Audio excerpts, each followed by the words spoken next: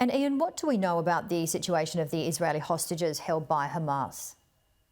Well, as far as we're aware, they're still alive, or most of them are. There is still believed to be about 130 hostages that are hidden inside Gaza. We assume that they are deep inside the tunnel network that Hamas has constructed, but where exactly they might be, we obviously the Israelis don't know, and we don't know.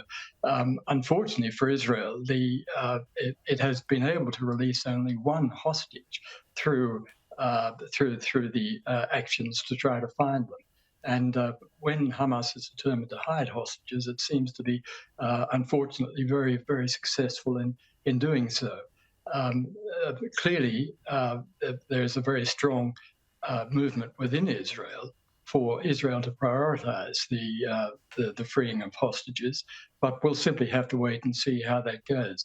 We do know that the Israeli negotiator with Qatar, who is actually the Mossad head, David Barnea, has been talking with the Prime Minister of Qatar, so we may see more negotiations for hostage releases. Obviously, we can only hope that that's the case, but we'll just have to wait and see how it goes.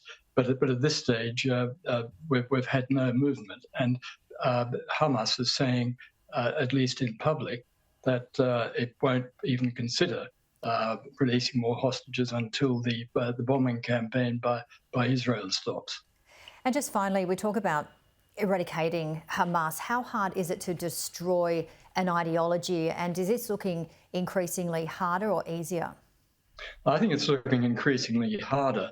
The reason I say this is that opinion polls have shown that in the West Bank, which is really under the nominal control of the secular Palestinian organization Fatah through the Palestinian Authority, in the West Bank, the support for Hamas has grown considerably.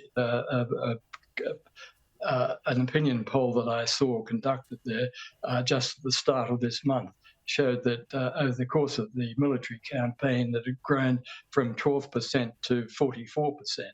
That's still less than the majority, but it's a significant growth. And you'll have noticed that when there have been releases of Israeli prisoners in the West Bank, that there have been a lot of people greeting them, a lot of Palestinians greeting them with green flags, and they are the Hamas flags. And they are making a public statement that they thank Hamas for their release of these Israeli prisoners.